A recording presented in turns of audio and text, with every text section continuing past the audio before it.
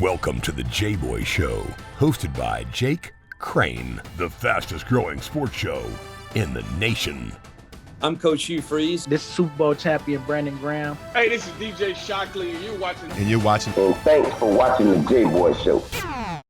Hello, everybody, and thank you for joining us on another edition of the Jboy Show. Got a super special show. And I know I say that a lot, but I got another one for you today. Really honored to have these two guys on. You're going to know them. Like we talked about earlier before we came on, they were part of my morning, every morning going to school in the carpool line. But first, I do got to give a shout out to betonline.ag. Head over there today. The online casino is always open. Whether you like parlays, props, team props, individual props, teasers, pleasers, they're going to put the spreads out there. They're going to play. That's betonline.ag. Head over there today. But it is my honor, and I teased it on social media a little bit, to bring in nationally syndicated, world famous. They probably listen to him in other galaxies. We're about to find out once the Pentagon will tell us here after June 1st.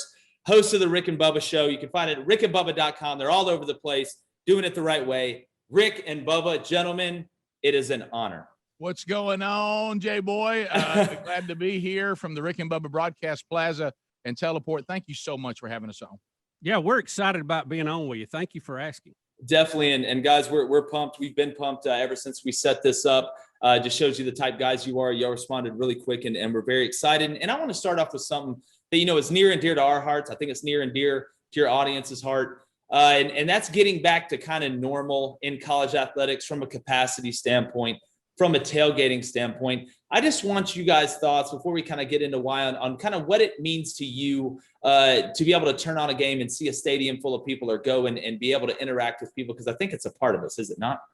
Well, I will tell you this, and Bubba is my witness, because we talked about it on the show.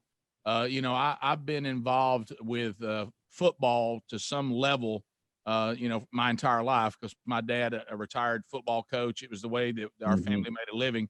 And I have been to so many football games that they're impossible to count. And I told Bubba, I mean, I'm a fan of football. I love it.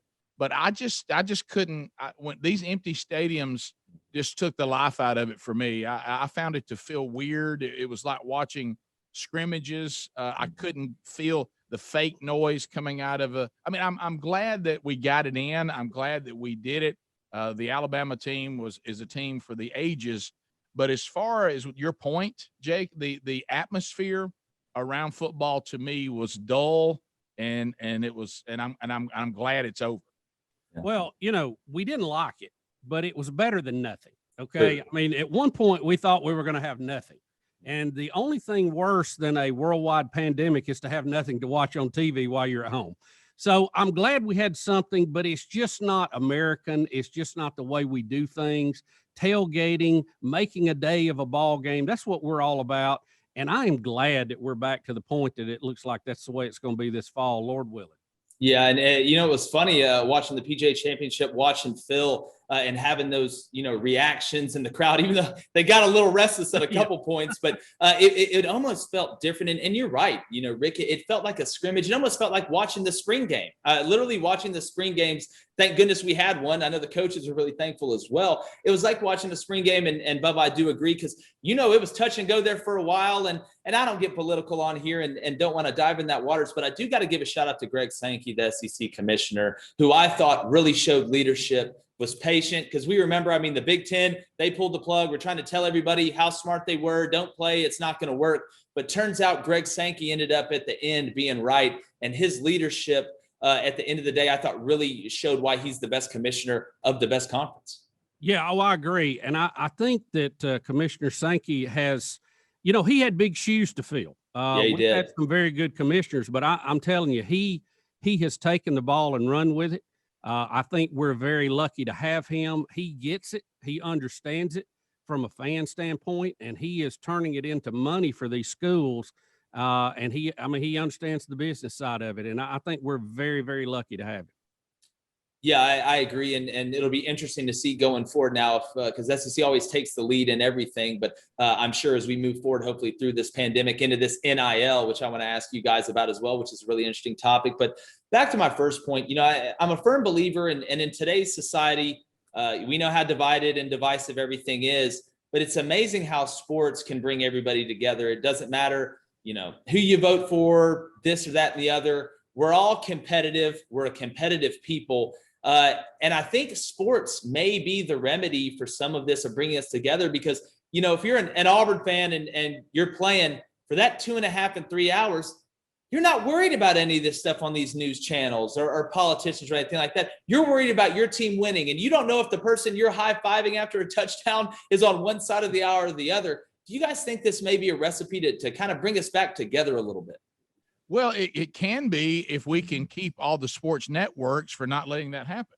That's true. That's true. I believe that the fans watching it are the fans that are there. I don't think they want to talk about these things. They don't. And I think that what we have, and you see with the ratings that have been, plummeting especially with ESPN, and they even came out and admitted, hey, we need to tone some of this down. People don't really want this. And this is the reason why. You want to pull people to your product that are trying, to your point, Jake, to get away from some of this. If they go, well, I want to get away from some of this, it's just becoming, it's full of hyperbole. It's full of all kinds of hate and distrust and disdain. And I want to get over here to where I'm just watching a game that has some great stories, and I can pull for my team and you can pull for your team. And then when you go there and suddenly you're trying to watch a broadcast, or if you're in the stadium at the game and they keep on perpetuating these narratives, all it does is take away a place to go. And I think that's unhealthy. You look at the South. Was there anything that started accelerating the progress that we made in the civil rights movement? Can anything rival what sports did? Can anything rival what football did to put salve on those wounds and move us forward quickly? And I think that's we need to take a note of that. Yeah. Yes, it's true that it's just a game, and sometimes people treat it like a religion, which is idolatry and wrong. But also, it's more than a game, and that is that it has been a place, to your point, where people have come together that otherwise would not have come together. And I think you're exactly right. And Bubba, I mean, we've all heard stories. I mean, people meet their partners, their husbands or their wives, or that may be, going to the games, that relationship between, a daughter and a father going to a game, or a son and a father, and that being their thing. It really, it's almost kind of a dinner table type situation. And I think that's a great point, Rick. I mean, you look back in the past and sports has brought us together, all the way through. You look at going back to the world wars and stuff like that as well. So I think it's a great point. And Bubba, I do want to ask you nowadays, and I want to pivot for a second about this NIL, name, image, and likeness. Kind of what's your thoughts on it? We talk about amateurism, but I go back and my opinion is that if I'm going to sit here and try and get paid for my image and likeness for the Jboy Show and get people to buy merchandise online and try and get syndicated and get paid like that, I think it's kind of hypocritical for me not to want the top athletes, because it's not going to be every athlete to get paid. What's kind of your position on that, if you don't mind? Well, it's a complicated subject. It is. It is. And I'm a free market guy. I mean, I'm a capitalist. I think if you can go out there and get it, you ought to get it. And it ought to be made available to you for the most part. Mm-hmm. Now, I think with the colleges, we do have to look at the fact that these guys are getting an education, and that is a value on that. Now, what I have not liked in the past, they said we want the athletes to be like every other student, but other students can go out and get a job, flip burgers, park cars, do whatever, and pick up some pocket money, to go out on a date every now and then. Well, the athletes can't, because they have stuff all the time they have to do. So there's a lot of money in college sports. Look at the prices that we're paying for coaches now. Look at the facilities we're building. Those players need some way to be compensated on some level. Okay, I'm not saying we make them $1 million athletes and make them a minor league for the pros, but they already are a minor league. Look at college basketball too right now. But I do think they need to be able to earn some money. Now, I don't know if this is the way to go about it. I don't have the answer, Jboy, but it's tough. I do believe they need compensated on some level. Even if we're going to maintain them as amateur athletes, they need to be treated like other students. So they do need to be able to make that, that burger flipping money to go out on a date if they want to. But if we're going to just go totally free enterprise, there's got to be an avenue for that too. It's complicated and it's coming our way, whether we want it or not. Exactly. I think the key is going to be to make it good for the kids and tolerable for the universities and good for the fans. Yeah. And that's not an easy recipe. Oh, without a doubt. I think it's one of those most complicated things that there is. And that's why they're working it through right now. And we all know after it gets passed, however it gets passed, there's going to be guardrails put on it. I just want to make sure that, Rick, that again, I'm just like you, Bubba. I believe if you can get it, people want it and they'll pay you for it, you should get rewarded for it. You're offering a service. I just want to make sure on the other hand, because I'm for it, like I said, but it's so complicated. On the other hand, I don't want to lose that purity about the sport. I mean, right now we have high school seniors. It just happened the other day, opting out of their senior year of high school. And I'm just afraid that we may lose that local feel. I mean, you go see the difference between a Georgia Bulldogs game in Athens and a Falcons game, and you tell me who loves what more. It's because that local feel. Do you worry about the game kind of losing some purity that we all love and kind of really draws us to it? Yeah, I'm like Bubba. I'm a free market guy, and I do think there's something wrong, and I always have thought this. If I am one of the standouts on the team at a college, and I do agree, a college education, by the way, not worth as much as it once was. Okay, but costs more than ever. But costs more than ever. Funny how that works. Yeah. I would almost. Who's winning that deal? But when right. when you go to the team shop, okay, the merch shop all over town, and let's talk about Auburn when Cam Newton came. It's a great point. And you see that stadium painted with number 2 Auburn jerseys as far as you could see. And they're clearly selling a Cam Newton jersey without officially selling a Cam Newton jersey. Right. And there's no compensation for the player. And they say, well, it's an Auburn jersey, correct. And there's value to that no matter what number's on it if you're an Auburn fan or a student or whatever. But when you put the 2 on it, I made it more valuable because of the way I played on the field. And I'm not getting compensated for that. And so I'm like you all have said, it's complicated, but something is not right about that. Maybe you if you don't want to deal with the money, then the school has to put 0-0 on the jerseys. But wait a minute. Danny Sheraton said Cam Newton was compensated. We never found the bag man. That's right. but back to the purity of the sport, okay? Back to the purity of the sport, because that was your second question. I have a nephew that coaches big-time high school football who has coached college football, okay? And he is telling me when he coached at mid-level college teams, and he now coaches at the top tier. He's been at 2 programs that are the top in the nation, okay? And he said the high schools have better uniforms, better deals, better facilities, better everything than the mid-level colleges had that he coached at. And he said, this is college football at the high school level. Mm-hmm. He said, there's all kinds of branding. I watched their team play in high school. Now I want you to think about this. I watched them play 6 games and I never saw the same uniform. 6 different uniforms that they're combining with their deal with Under Armour or whoever it's with.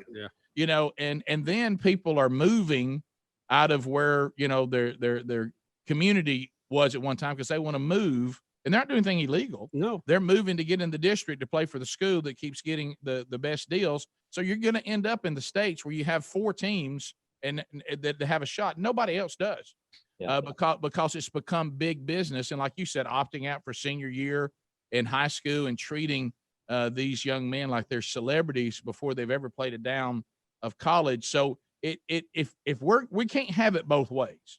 If we want the purity of the game to come back, then we won't do any of this compensation stuff. But if we're going to let the coaches, the universities, and the high schools, they're going to turn it into business, but the players aren't included, that's where you got a problem. If you want it to be pure, then it's got to be pure all the way around.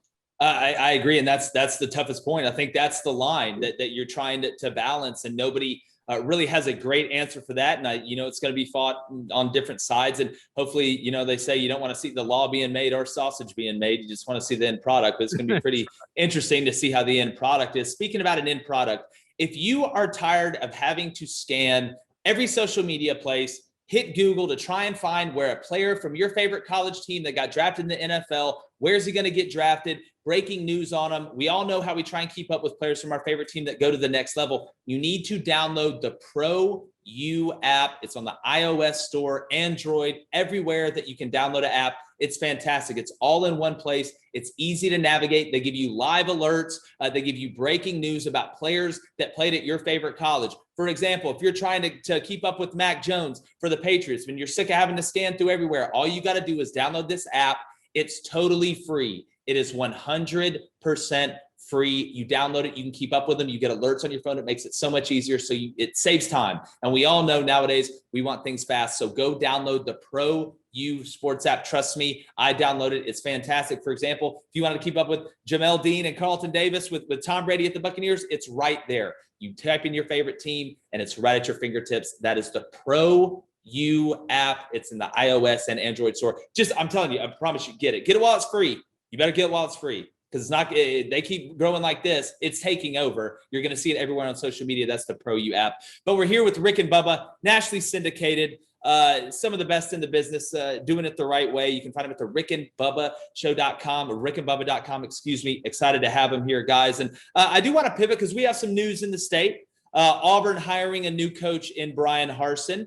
Just your initial thoughts, Rick. I'll start with you. On the job he's done so far. You look at the transfer portal. Just what do you think of Brian Harsin and the hire so far?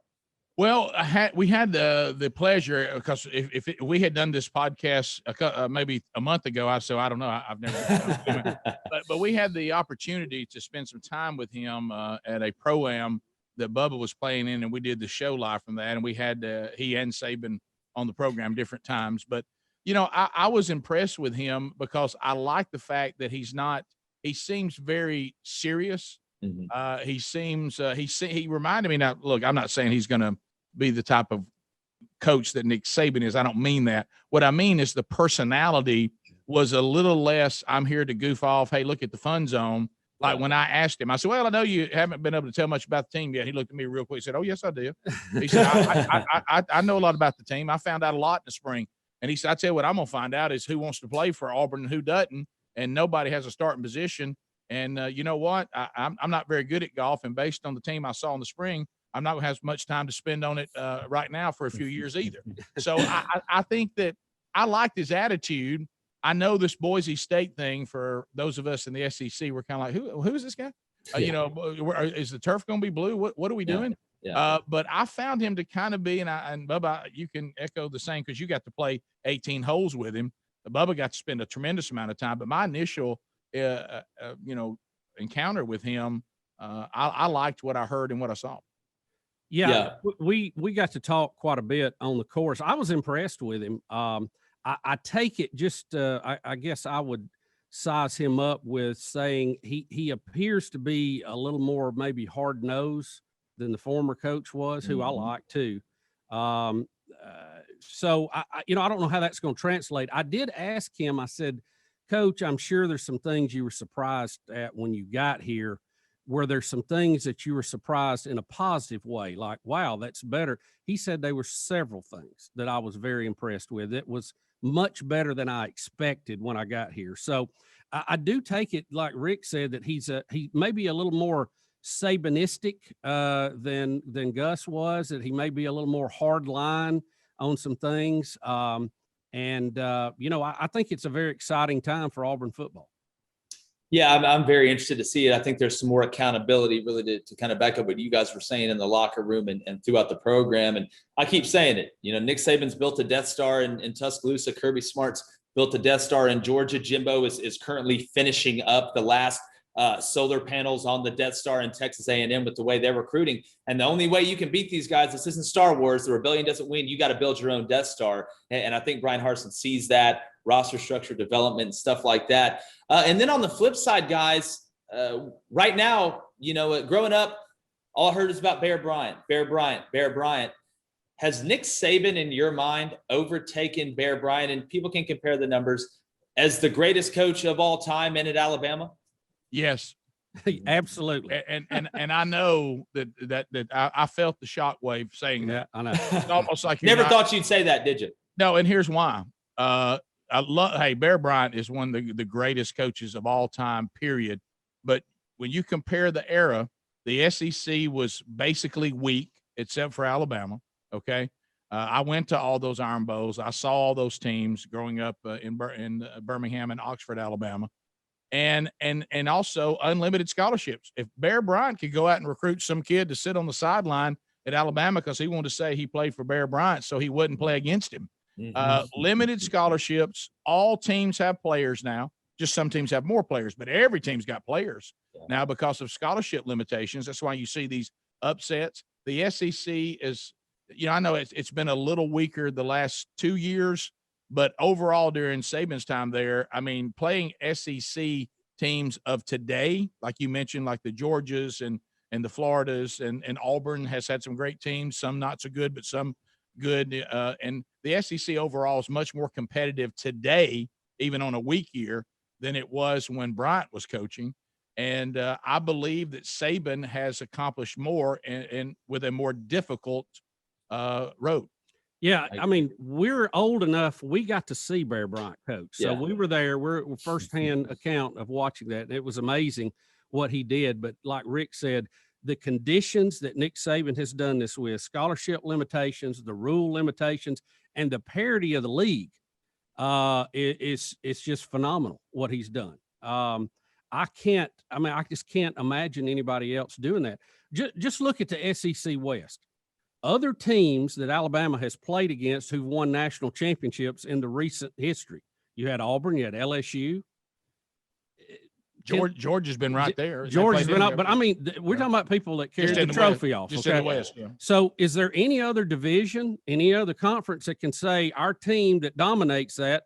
Well, by the way, 2 other teams in this division have been national champions. Yeah. You can't say that. Right. So the competition that he has done it at has been, it's just unreal, the job he's done. And let me add this, and let's put this over in that stack of the reasons that Nick Saban is the greatest living coach and possibly, I think at this point, he's the greatest college football coach of all time. I don't have a problem with All right, that. so here's it. Look at the pandemic last year.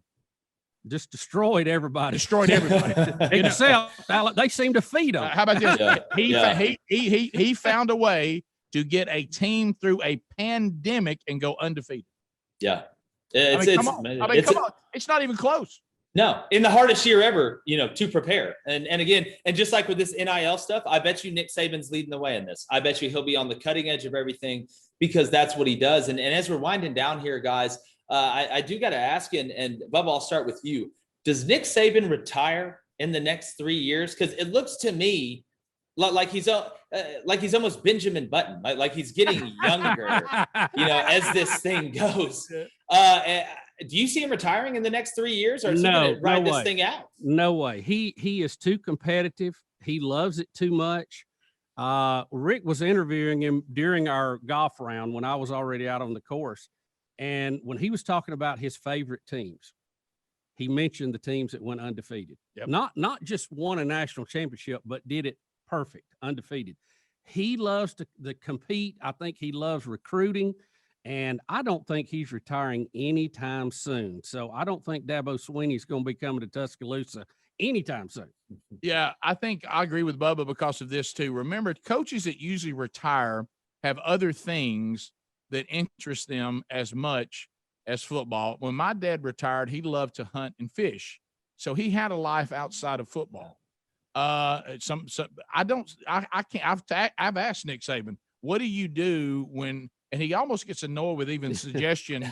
He doesn't like to think about that time. He says he likes to get on the boat and at the lake in the water a little bit, but I don't think that can be his 24/7, 365 life. I don't think he has anywhere to go. So I think as long as he is mentally and physically able to do it, he will do it. For what Bubba just said, he's now competing against himself.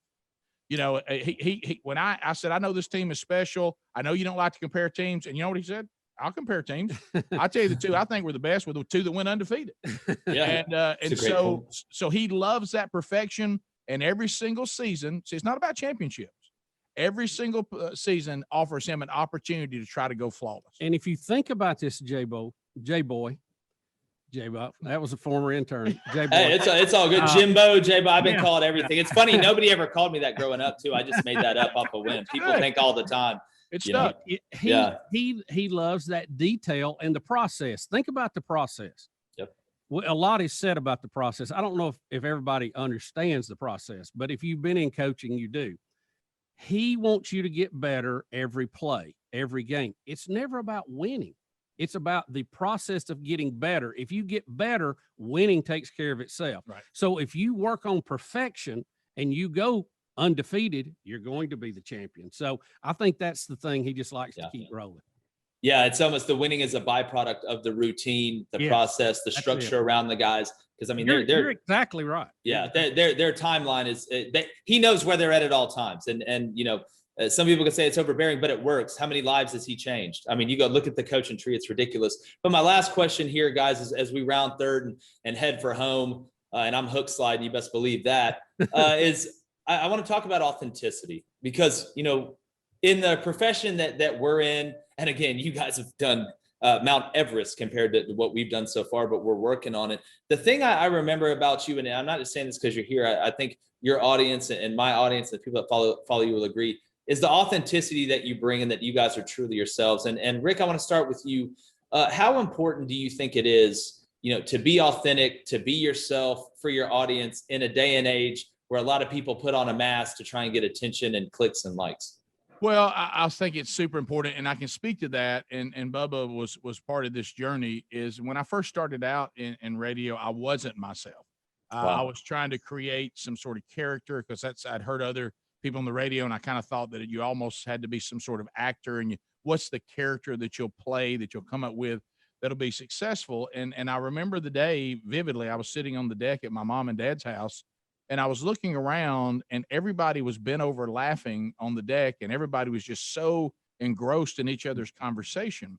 And I thought to myself, that's it. I mean, you need to just be yourself and talk about the things that we all talk about every time we get together. Radio and now even podcasts to a degree, especially if you're listening audio only, there's an intimacy that goes along with radio that nothing else can quite accomplish. There's a connection. I don't feel connected to the person that I see doing the nightly news or that I'm watching on the cable news channels. I'm watching them. I don't feel connected to that person. But if you listen to someone, and we hear this all the time, people say, I feel like that I know you. I know you don't know me, but I feel like I know you. You know, where Seinfeld was a show about nothing, ours is a show about anything. And that anything means anything that we're talking about as the people that we are. So I dropped all the acting and the fake voice and all of that. And you know, saw Bubba and I. That's when he brought in the heavy talent. I brought in the heavy talent, the engineer. Yeah. And you know what? And you know what? We got to class this thing up a little bit. Yeah. You know what people say? Why does the show work? And you just touched on it. You know, everybody says because it's real. Well, J-Boy, that's the thing. When we started, I mean, nobody you heard on the air was using their real name. And that used to always just it kind of made me mad. I'm like, why do you have to use a fake name? So, you know, Rick Burgess is Rick's real name. Bill Bussey's mine. Of course, Rick added a nickname, Bubba.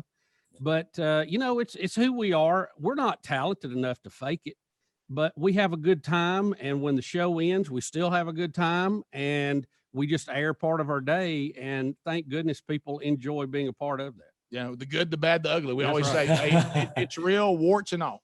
Yeah, well, for the two sexiest fat men alive, I mean, y'all are getting after it and had raging success. But no, I really appreciate that, and I echo that. That's what we try and do here. I'm not going to get on here and put on some front or try and be something else or try and be a political statement maker in a realm full of sports. We brought that earlier. I saw a poll. I think 86% of people don't want politics in their sports, and that's why we don't do it here. But guys, I really appreciate the time. It was an honor to interview. I hope we can do something again. I know the audience really enjoyed this. And again, it's really special for me. Can you tell everybody where they can find you guys? Because you're everywhere. I know they probably already know, but just one shameless plug before we hit the road here.